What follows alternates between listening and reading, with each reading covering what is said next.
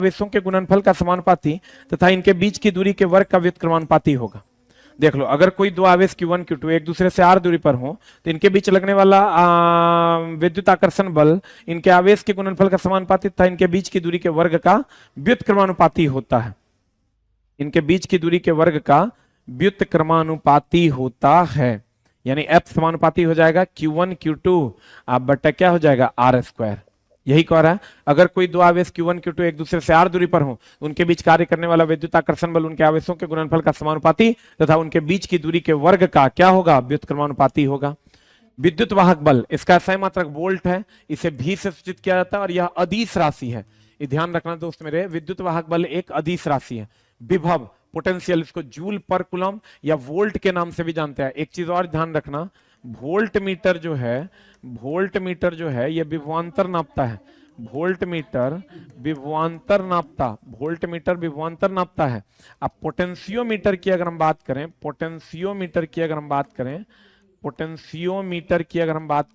तो पोटेंशियोमीटर विभव नापता है। पहले भी हम लिखा चुके हैं, अभी फिर से लिखाते हैं। ये क्वेश्चन तुम्हारा बीपीएससी टीआरई का पूछा हुआ क्वेश्चन है। पोटेंशियोमीटर विभव नापता है। पोटेंशियोमीटर की अगर हम बात करें तो ये विभव नापता है। अब वोल्ट मीटर जो है ये विभवांतर नापता है। वोल्ट मीटर की अगर हम बात करें तो ये विभवांतर नापता है। वोल्ट मीटर विभवांतर नापता है, पोटेंशियोमीटर विभव नापता है। पोटेंशियोमीटर की अगर हम बात करें तो विभव नापता है। विद्युतीय क्षेत्र, देखो ये हमेशा ध्यान रखना, विद्युतीय क्षेत्र कहे, ये क्वेश्चन है तुम्हारा बीपीएससी टीआरई का, विद्युतीय क्षेत्र कहे या विभव कहे, या चुंबकीय क्षेत्र कहे, चुंबकीय क्षेत्र कहे, इचला चुंबकीय क्षेत्र कहे, ये चुंबकीय क्षेत्र कहे, ये अदिश राशि है। चुंबकीय क्षेत्र कहे ये अदिश राशि है, चुंबकीय क्षेत्र कहे अदिश राशि है। वहीं पर अगर तीव्रता कह दे, विद्युतीय या चुंबकीय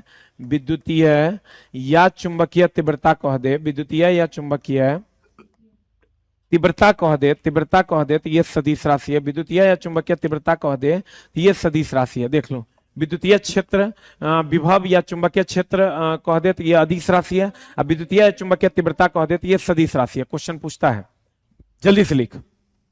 विद्युतीय क्षेत्र विभव या चुंबकीय क्षेत्र एक अदिश राशि है, विद्युतीय विभव और चुंबकीय तीव्रता एक सदिश राशि है।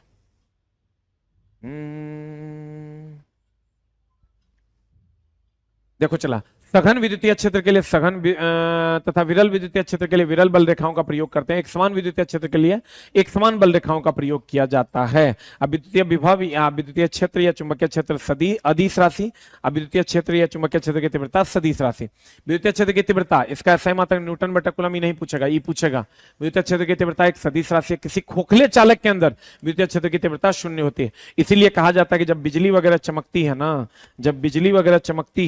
तो कार के खिड़की और दरवाजे बंद कर लेने चाहिए। क्यों? क्योंकि इसके अंदर खोखला चालक की तरह यह व्यवहार करता है और इसके अंदर विद्युत क्षेत्र की तीव्रता शून्य होती है। विद्युतीय बल रेखा, ये विद्युतीय बल रेखा धन आवेश से निकलती है, ऋण आवेश में विलीन हो जाती है। ध्यान से देखो, विद्युतीय बल रेखा की अगर हम बात करें तो ये रेखाएं ये धन आवेश से शुरू होकर ऋण आवेश में विलीन हो जाती है। ये एक दूसरे को नहीं काटती, क्योंकि काटे गए बिंदु पर इसकी दो दिशा होगी, जो संभव नहीं है। विद्युत धारा, इसका सही मात्रक कूलम्ब पर सेकंड या एम्पियर है, एम्पियर या कूलम्ब पर सेकंड है, और ये इलेक्ट्रॉन का प्रवाह है। यही क्वेश्चन आपको पूछा था, विद्युत धारा इलेक्ट्रॉन का प्रवाह को विद्युत धारा कहते हैं। इसका सही मात्रक एम्पियर या कूलम्ब पर सेकंड है। ओम का नियम सीधा कहेंगे, सभी भौतिक अवस्था अगर नियत रहे तो V बराबर IR। सभी भौतिक अवस्था अगर नियत रहे तो V बराबर क्या होता है, IR। फिर कहता है प्रतिरोध, प्रतिरोध का प्रतीक R है, इसका सही मात्रक ओम है। और प्रतिरोध की अगर हम बात करें तो इस सब को छोड़ते हुए ये तुम सिर्फ इतना याद रखो, इतना इस सब को अगर हम काट देते हैं, प्रतिरोधकता वगैरह सब काट देते हैं, तुमको जो क्वेश्चन पूछेगा प्रतिरोध की अगर हम बात करें, प्रतिरोध की अगर हम बात करें तो प्रतिरोध जो है चालक तार की लंबाई के समानुपाती होता है। प्रतिरोध अनुप्रस्थ काट के क्षेत्रफल का व्युत्क्रमानुपाती होता है। प्रतिरोध जो होता है ये चालक तार की लंबाई के समानुपाती होता है, अनुप्रस्थ काट के क्षेत्रफल का व्युत्क्रमानुपाती होता है।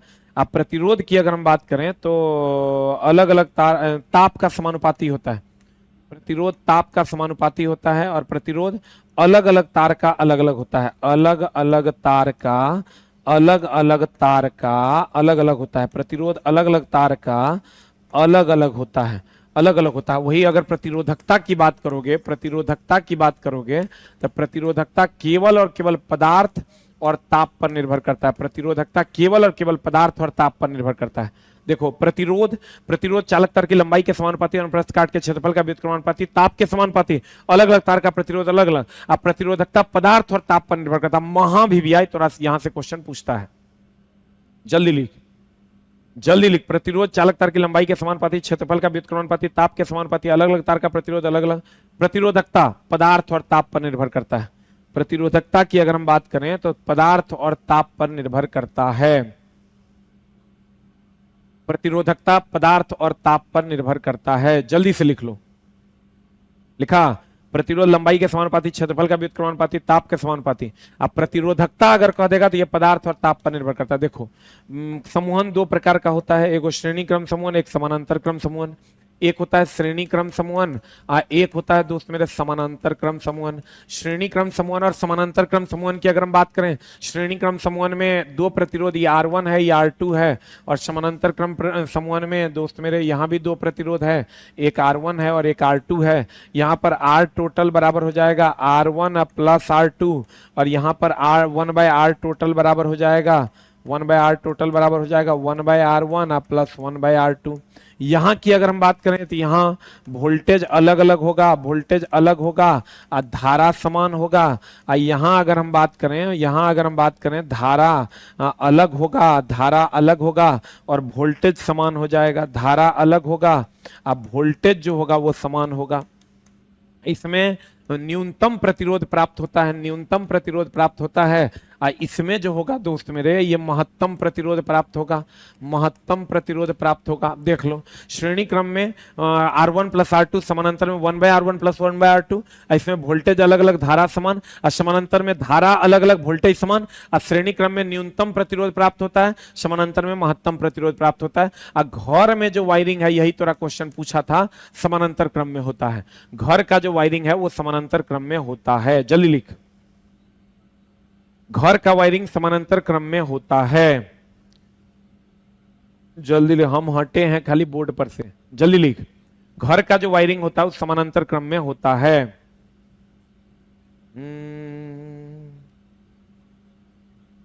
घर का वायरिंग अगर हम बात करें, चला यही तो बीपीएससी टीआरई में पूछा था, समानांतर क्रम में होता है। समानांतर में वोल्टेज समान, धारा अलग अलग, और श्रेणी में धारा अलग अलग, धारा समान, वोल्टेज अलग अलग।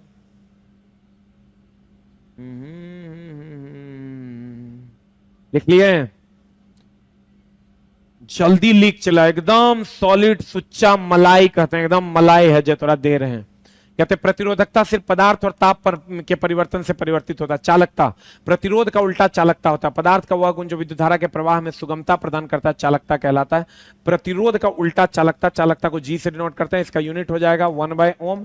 इसको हम ऊपर लेके जाएंगे पर ओम, इसी को लेके जाएंगे उल्टा ओम, इसी को कहते हैं महो, इसी को कहते हैं साइमेन, इसी को कहते हैं साइमेन। 1/R यानी 1/ओम, पर ओम, उल्टा ओम, महो या साइमेन। जल्दी से लिख लो इसको। चला ये सब यूनिट है 1/ओम, पर ओम, उल्टा ओम, महो या साइमेन, महो या साइमेन। लिखा? 1/, देखो प्रतिरोध का होता है 1 ओम, तो 1/ओम, पर ओम, उल्टा ओम, महो या साइमेन। फिर कहता है विशिष्ट चालकता। विशिष्ट चालकता से चला नहीं पूछेगा, तो एकदम टेंशन लेने का जरूरत नहीं है। कर कहते हैं देखो श्रेणी क्रम समानांतर क्रम पूछेगा यहां से। देखो श्रेणी क्रम में धारा समान, वोल्टेज अलग अलग, और समानांतर में वोल्टेज समान, धारा अलग अलग। यहाँ देखो स्विच, फ्यूज, एमसीबी, आमीटर, झालर लाइट, झालर लाइट आदि लगाए जाते हैं श्रेणी में। वोल्ट मीटर है ही पूछा तो थोड़ा, घर के वायरिंग, ये सब घरेलू उपकरण आदि समानांतर में लगाए जाते हैं। वोल्ट मीटर और घर का वायरिंग समानांतर में होता है। बाकी देख लो एमसीबी, आमीटर, फ्यूज, स्विच, झालर लाइट, इस सब श्रेणी में होता है। एमसीबी श्रेणी में, आमीटर श्रेणी में, फ्यूज श्रेणी में, स्विच श्रेणी में। अब वोल्ट मीटर और घर का वायरिंग होता है, यही थोड़ा क्वेश्चन पूछा था। वोल्ट मीटर और घर का वायरिंग होता है समानांतर में। अब देखो संधारित्र एसी डीसी दोनों पर काम करता है। खाली ध्यान रखना है एसी पर, खाली एसी पर काम करता है ट्रांसफार्मर, खाली एसी पर काम करता है ट्रांसफार्मर, खाली एसी पर काम करता है ट्रांसफार्मर। डीसी इलेक्ट्रोप्लेटिंग में सिर्फ डीसी का प्रयोग होता है। इलेक्ट्रोप्लेटिंग में अगर हम बात करें सिर्फ डीसी का प्रयोग होता है। एसी डीसी दोनों ई कैपेसिटर में प्रयोग होता है। एसी डीसी दोनों ई कैपेसिटर में प्रयोग होता है। एसी ट्रांसफार्मर में प्रयोग होता है, डीसी इलेक्ट्रोप्लेटिंग में, एसी डीसी दोनों कैपेसिटर में, एसी डीसी दोनों कैपेसिटर में प्रयोग किया जाता है। एसी डीसी दोनों कैपेसिटर में। डीसी को संधारित्र एसी डीसी दोनों पर काम करता है, डीसी को रोकता है, एसी को जाने देता है। ये नहीं पूछेगा, यहां से क्वेश्चन रहेगा, चला इसको नोट कर लो। ट्रांसफार्मर विद्युत चुंबकीय प्रेरण के सिद्धांत पर काम करता है। कहता विद्युत धारा के प्रकार, डीसी बोले तो डायरेक्ट करंट बोले तो ये जिसका दिशा और परिमाण समय के साथ नहीं बदलता है। यहीं अगर एसी रहेगा तो एसी का दिशा और परिमाण समय के साथ बदलता है। घर में हम लोग एसी यूज करते हैं, इसका फ्रीक्वेंसी 50 हर्ट्ज होता है, इसमें ±3% की छूट होती है, ±3% की छूट होती है। घर में 220 वोल्ट के आसपास हम लोग प्रयोग करते हैं। और एसी भारत में जो ट्रांसमिशन होता है वो एसी पर होता है। डीसी को संचित किया जा सकता है, एसी को संचित नहीं किया जा सकता है। ऐसी विद्युत धारा डीसी, ऐसी विद्युत धारा जिसमें परिमाण और दिशा का मान नियत रहता है, दिष्ट धारा कहलाता है। Electroplating, arc welding, battery charging, ये पूछेगा। बैटरी चार्जिंग में डीसी, इलेक्ट्रोप्लेटिंग में डीसी, हाईलाइट कर लो। इलेक्ट्रॉनिक उपकरण के प्रचालन नहीं पूछेगा, ये दो पूछेगा। एक बैटरी चार्जिंग में हम लोग डीसी का प्रयोग करते हैं, एक इलेक्ट्रोप्लेटिंग में हम लोग डीसी का प्रयोग करते हैं। एसी जिसका दिशा और परिमाण समय के साथ बदलता है, इसकी फ्रीक्वेंसी 50 हर्ट्ज, ±3% की छूट होती है, 220 वोल्ट वोल्टेज होता है। ये हाईलाइट कर लो, चला डीसी के लिए। प्रत्यावर्ती धारा, ऐसी विद्युत धारा जिसके धारा के परिमाण और समय के साथ नियत दर पर परिवर्तित होते रहते हैं। इसका उपयोग देखो घरेलू उपयोग में, ट्रांसफार्मर में एसी का उपयोग होता है। घर में, ट्रांसफार्मर में हम लोग किसका उपयोग करते हैं? एसी का। Very very important. ट्रांसफार्मर में सिर्फ एसी का उपयोग करते हैं, डीसी दीजिएगा जल जाएगा।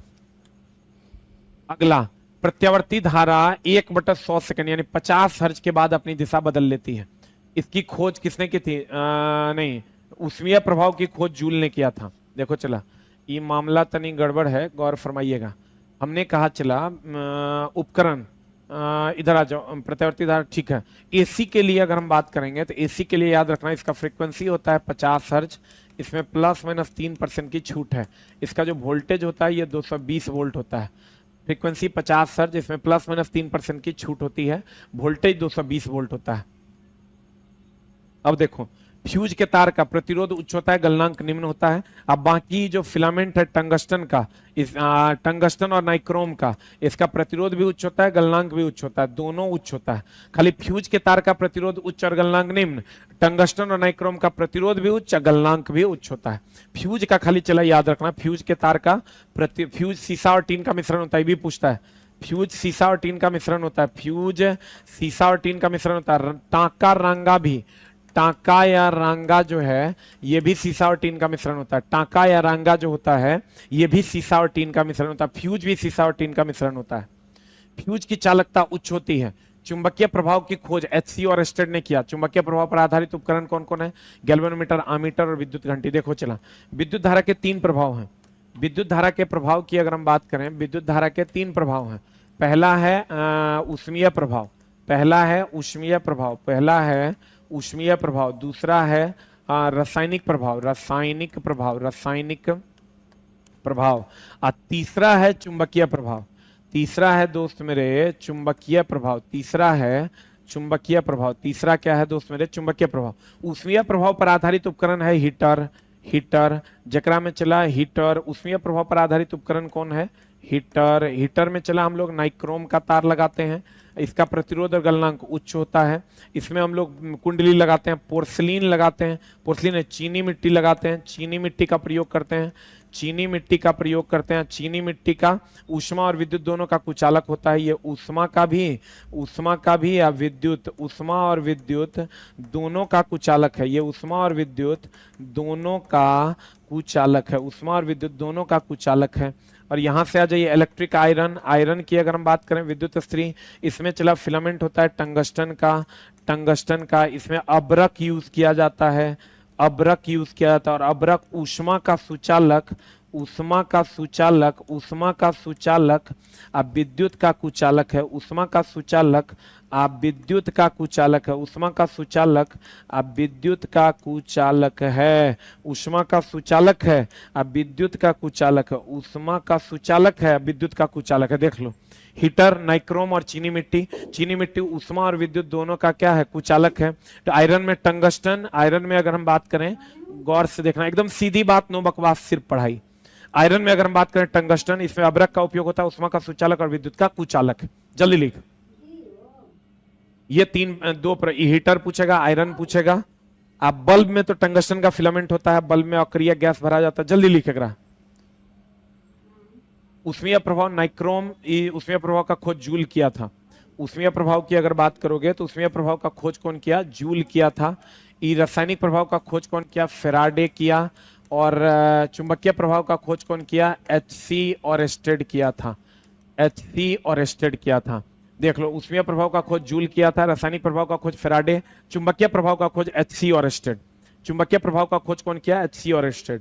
ऊष्मीय प्रभाव का जूल, रासायनिक प्रभाव का फेराडे, चुंबकीय प्रभाव का एचसी और एस्टेड। ऊष्मीय प्रभाव का एग्जांपल है हीटर। हीटर में नाइक्रोम का कॉइल होता है, चीनी मिट्टी होता है, ऊष्मा और विद्युत दोनों का कुचालक होता है। आयरन में टंगस्टन का कॉइल होता है, अभ्रक होता है, ऊष्मा का सुचालक, विद्युत का कुचालक होता है। जल्दी लिख। यहां से चला क्वेश्चंस पूछे जाते हैं। दिल संभल जरा, फिर मोहब्बत करने चला। हो गया। ये क्वेश्चन चला, बल्ब से पूछता है। ये क्वेश्चन जो है बल्ब से पूछता है। बल्ब में फिलामेंट होता है टंगस्टन का। बल्ब में फिलामेंट होता है टंगस्टन का। गैस जो भरा जाता है वो आर्गन या नाइट्रोजन, आर्गन या नाइट्रोजन, ये पूछता है। चला, बल्ब में फिलामेंट टंगस्टन का, गैस भरा जाता है आर्गन या नाइट्रोजन। बल्ब में फिलामेंट टंगस्टन का, गैस भरा जाता है आर्गन या नाइट्रोजन। हीटर में चीनी मिट्टी, ऊष्मा और विद्युत दोनों का कुचालक। आयरन में अभ्रक, ऊष्मा का सुचालक, विद्युत का कुचालक। ऊष्मा का सुचालक, विद्युत का कुचालक। बल्ब टंगस्टन का बना होता है, गैस आर्गन या नाइट्रोजन भरा होता है। लिख लिया?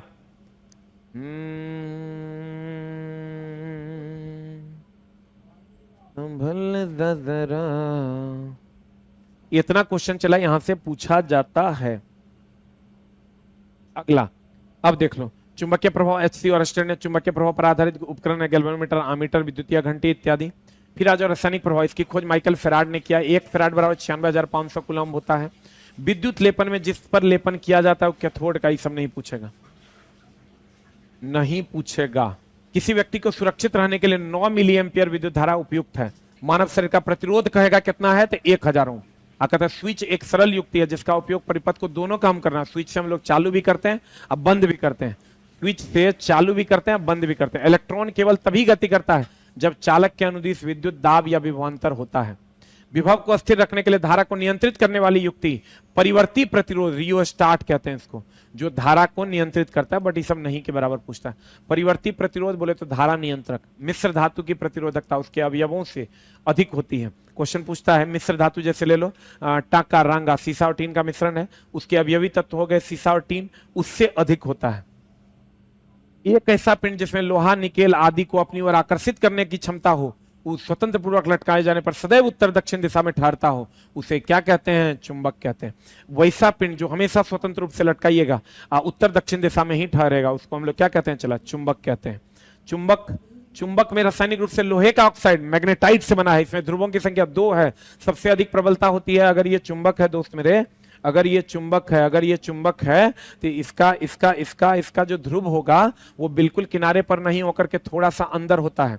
बिल्कुल किनारे पर ना होकर के थोड़ा सा अंदर होता है। चुंबक में ध्रुवों की संख्या 2 है, एगो नॉर्थ, एगो साउथ, एगो उत्तरी ध्रुव, एगो दक्षिणी ध्रुव। और चुंबकीय बल रेखाओं की दिशा, चुंबक के बाहर जाता है उत्तर से दक्षिण और चुंबक के अंदर जाता है दक्षिण से उत्तर। चुंबक के बाहर उत्तर से नॉर्थ से साउथ, चुंबक के अंदर दक्षिण से उत्तर। चुंबक में ध्रुवों की संख्या 2 है।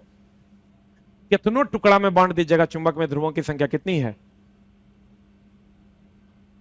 2 है।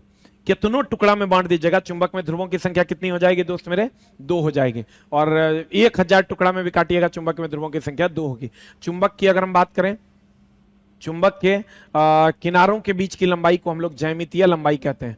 चुंबक के किनारों के बीच की लंबाई को हम लोग ज्यामितीय लंबाई कहते हैं, और चुंबक के ध्रुवों के बीच की लंबाई को, चुंबक के ध्रुवों के बीच की लंबाई को हम लोग चुंबकीय लंबाई कहते हैं, चुंबकीय लंबाई कहते हैं। चुंबक के किनारों के बीच की लंबाई को ज्यामितीय लंबाई, चुंबक के ध्रुवों के बीच की लंबाई को चुंबकीय लंबाई कहते हैं। चुंबक के ध्रुव बिल्कुल किनारे पर ना होकर के थोड़ा सा अंदर होता है, दोनों ध्रुवों की प्रबलता समान होती है। नॉर्थ साउथ में आकर्षण होगा, उल्टा होगा तो आकर्षण होगा, समान होगा तो विकर्षण हो जाएगा। साउथ साउथ में विकर्षण हो जाएगा, समान ध्रुवों में विकर्षण और समान ध्रुवों में आकर्षण होता है।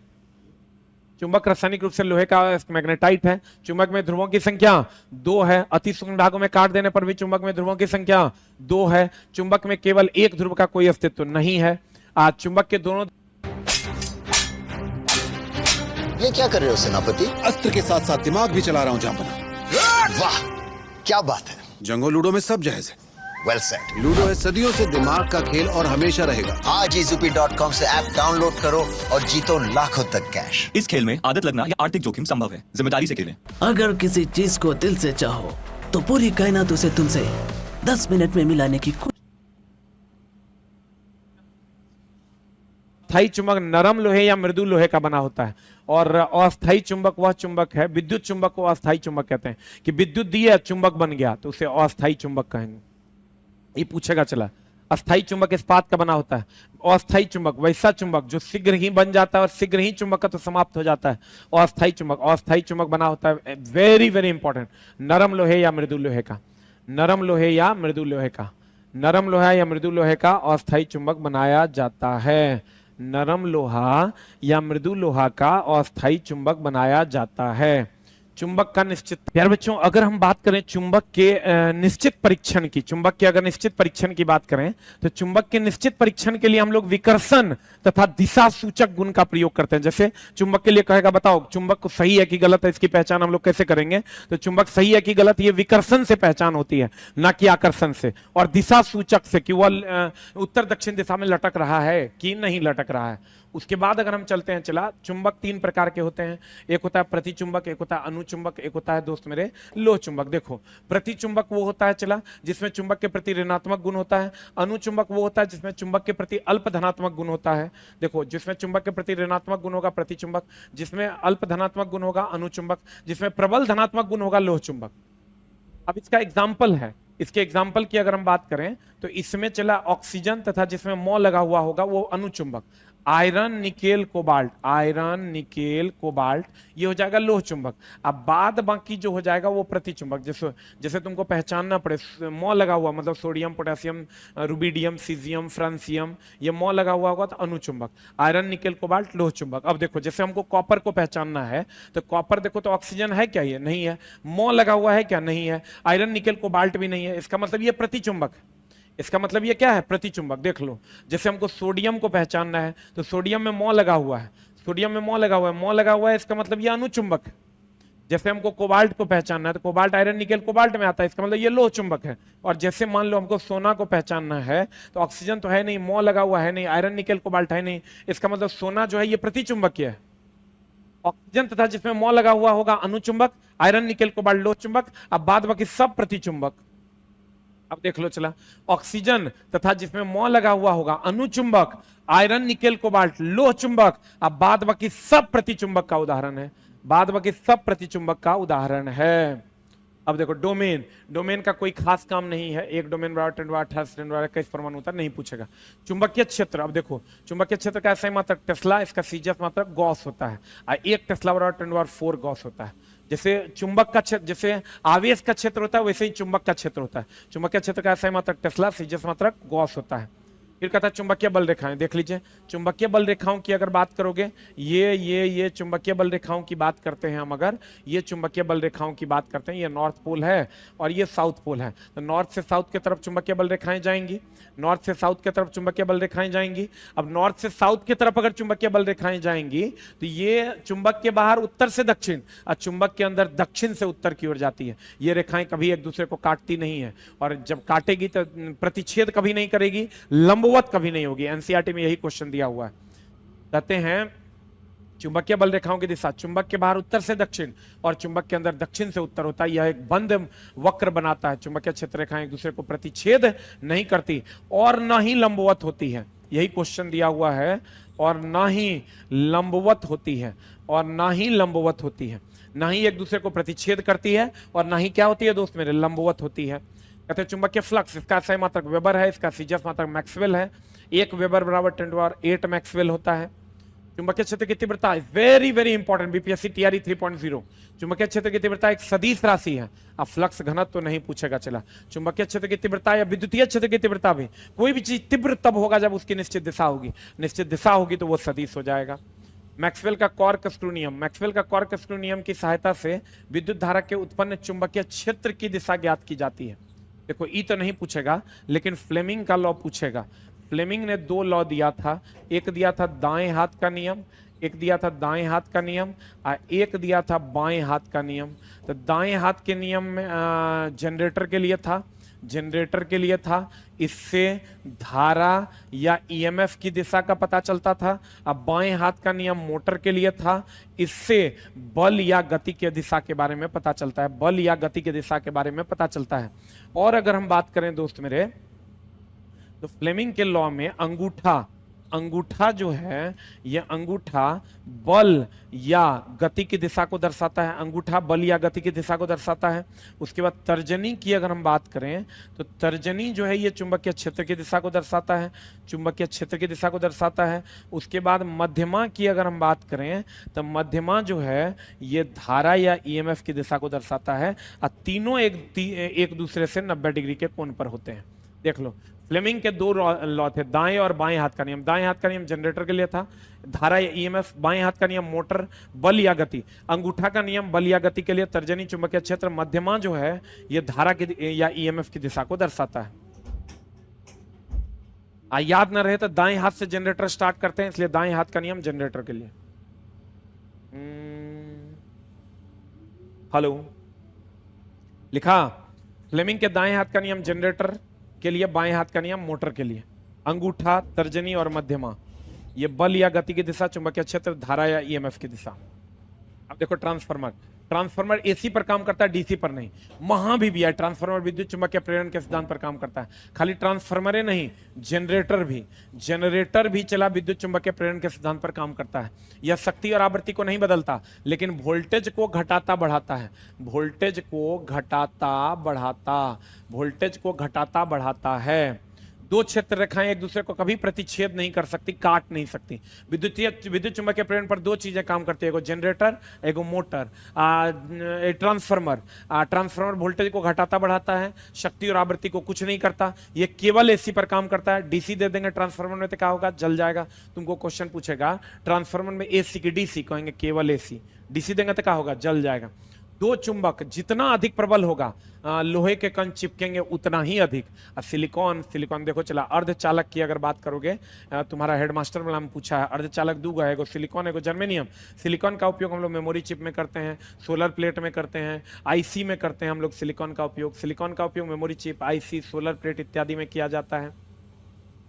अर्धचालक है सिलिकॉन और germanium. Diode AC to DC में बदलता है, देख लो चला, एसी टू डीसी अगर कहेगा, इसके लिए हम लोग डायोड का उपयोग करते हैं, इसके लिए हम लोग रेक्टिफायर का उपयोग करते हैं, इसके लिए डायोड, रेक्टिफायर, कम्यूटेटर का भी उपयोग करते हैं, डायोड, रेक्टिफायर, कम्यूटेटर का उपयोग करते हैं। और अगर हम लोग डीसी टू एसी की बात करें, डीसी टू एसी, इसके लिए हम लोग इन्वर्टर का प्रयोग करते हैं। डीसी टू एसी के लिए हम लोग इन्वर्टर का प्रयोग करते हैं। कहते हैं AC to DC, diode, rectifier, commutator, DC to AC, inverter. DC to AC हम लोग किसका उपयोग करते हैं दोस्त मेरे, इन्वर्टर का प्रयोग करते हैं। AC to DC, diode, rectifier या commutator, DC to AC, inverter, DC to AC, inverter. जल्दी लिख। इसके बाद आता है चला प्रकाश विद्युत प्रभाव। देखो प्रकाश विद्युत प्रभाव की खोज किया हर्ट्ज 1903 में, व्याख्या किया आइंस्टाइन 1905 में, नोबेल मिला आइंस्टाइन को 1921 में। और ये कण गुण को सत्यापित करता है। कहेगा प्रकाश विद्युत प्रभाव का खोज कौन किया, हर्ट्ज ने। कितना में, 1903 में। इसका प्रभाव का व्याख्या कौन किया, 1905 में। कौन किया, आइंस्टाइन। इसके लिए कितना ईस्वी में नोबेल मिला इसको, 1921 में। 1905 में आइंस्टाइन ने विशेष सापेक्षिकता का भी सिद्धांत दिया था। कहेगा सापेक्षिकता का सिद्धांत कौन दिया, आइंस्टाइन। और इस गुण से कौन सा गुण साबित होता है प्रकाश विद्युत प्रभाव से, कण गुण। जितना सोलर प्लेट वगैरह इसी पर चलता है, लेजर चला, एक वर्णी प्रकाश, एक ही रंग का प्रकाश देता है, उद्दीपन स्टिमुलेशन देता है और एक जगह केंद्रित करता है, दूर तक ले जाता है। इसका खोज थियोडोर मैनन ने किया था। उपयोग इसका सर्जरी में, पथरी के उपचार, निशानेबाजी में करते हैं। अब देख लो चला, जनरेटर विद्युत चुंबकीय प्रेरण के सिद्धांत पर काम करता है। वायुयान बर्नौली के सिद्धांत पर काम करता है। नाभिकीय रिएक्टर नियंत्रित नाभिकीय विखंडन है। बम होगा तो अनियंत्रित हो जाएगा। टेलीफोन ग्राहम बेल, डॉक्टरी thermometer Fahrenheit. Micrometer William Gascoigne. Photometer पौधों में वाष्पोत्सर्जन को मापता है। रेन गेज वर्षा की मात्रा। स्फिग्मोमेनोमीटर नाड़ियों की गति कंपन का अध्ययन करने वाला उपकरण। स्फिग्मोमेनोमीटर धमनियों में रुधिर के दाब को मापता है। अगला अगला अगला ये देख लो चला, कहते हैं राष्ट्रीय भौतिक प्रयोगशाला नई दिल्ली में है, दिल्ली इसका राज्य है। राष्ट्रीय रासायनिक प्रयोगशाला पुणे में, महाराष्ट्र में। एनीमोमीटर पृथ्वी पर पवन का वेग नापने के लिए एनीमोमीटर। अल्टीमीटर हाइट नापने के लिए। टेकोमीटर साफ्ट या डिस्क की गति को नापने के लिए हम लोग इसका उपयोग करते हैं। ये तो था तुम्हारा केमिस्ट्री। फिजिक्स अब देखो चला, एक चीज इसमें बच गया है, जो एसी और डीसी में क्या अंतर है। एसी 50 हर्ट्ज होता है फ्रीक्वेंसी, प्लस माइनस 3% की छूट होती है। डीसी की फ्रीक्वेंसी 0 होती है। एसी का वोल्टेज 220 से 240 वोल्ट। इसको संग्रहित करते हैं, इसको संग्रहित नहीं कर सकते हैं। ये ट्रांसफार्मर में दूर तक भेजने के लिए हम लोग एसी का यूज करते हैं। बैटरी चार्जिंग में हम लोग डीसी यूज करते हैं। दूर तक इसको नहीं भेज सकते, डीसी को दूर तक भेज सकते हैं बैटरी का करंट। ट्रांसफार्मर में एसी का यूज करते हैं, घर में एसी का यूज करते हैं। एसी की फ्रीक्वेंसी 50 हर्ट्ज है, प्लस माइनस 3% की छूट है। 220 से 240 वोल्ट वोल्टेज है। घर में हम लोग एसी किस क्रम में, समानांतर क्रम में। जूल का उसमें प्रभाव का खोज कौन किया, जूल ने। अब बताओ, टंगस्टन और नाइक्रोम, ऊष्मा और विद्युत का क्या है, सुचालक है। प्रतिरोध उच्च, गलनांक भी उच्च। फ्यूज सीसा और टिन का मिश्रण है, प्रतिरोध उच्च होता है, गलनांक निम्न होता है। घर में समानांतर क्रम में लगाते हैं, समानांतर में वोल्टेज समान, धारा अलग अलग। श्रेणी में धारा समान, वोल्टेज अलग अलग होता है।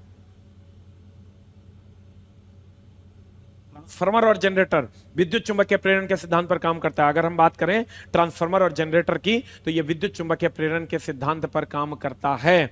और ट्रांसफार्मर सिर्फ एसी पर काम करता है, कैपेसिटर एसी डीसी दोनों पर काम करता है। बैटरी चार्जिंग सिर्फ एसी पर होता है, डीसी पर नहीं होता है। और अगर हम बात करें दोस्त मेरे कि पोटेंशियोमीटर ये विभव को नापता है, वोल्टमीटर विभवांतर को नापता है, आमीटर धारा को नापता है, गैल्वेनोमीटर धारा की उपस्थिति का पता लगाता है, मेगर लिखा चुके हैं पीछे, मेगर उच्च प्रतिरोध को नापता है। और चुंबक में ध्रुवों की संख्या हमेशा 2 होगी, कभी भी एक ध्रुव नहीं हो सकता। चुंबक को लोड स्टोन कहते हैं, या उत्तर दक्षिण दिशा में लटकता है।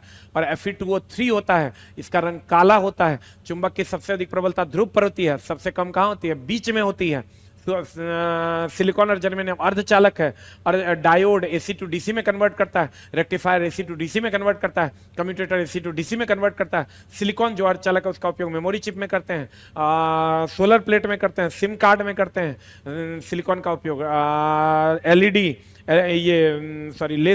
लेजर उद्दीपन उत्पन्न करता है। लेजर एक वर्णी प्रकाश देता है। और उसके बाद अगर हम आ जाए चला, अब्रक ऊष्मा का सुचालक, विद्युत का कुचालक है। पोर्सिलिन ऊष्मा और विद्युत दोनों का कुचालक है, क्योंकि पोर्सिलिन का उपयोग कहां करते हैं, हीटर में करते हैं। अब्रक का उपयोग कहां करते हैं, विद्युत स्त्री में करते हैं। अब बल्ब में टंगस्टन का फिलामेंट होता है और आर्गन और नाइट्रोजन गैस भरी जाती है। बल्ब में टंगस्टन का फिलामेंट होता है और आर्गन और नाइट्रोजन गैस भरी जाती है। Thank you very much, love you all, नमस्कार। ये था आपका फिजिक्स। 2 से 3 क्लास लगेगा, आपका केमिस्ट्री हो जाएगा कंप्लीट। नमस्कार, थैंक यू वेरी मच।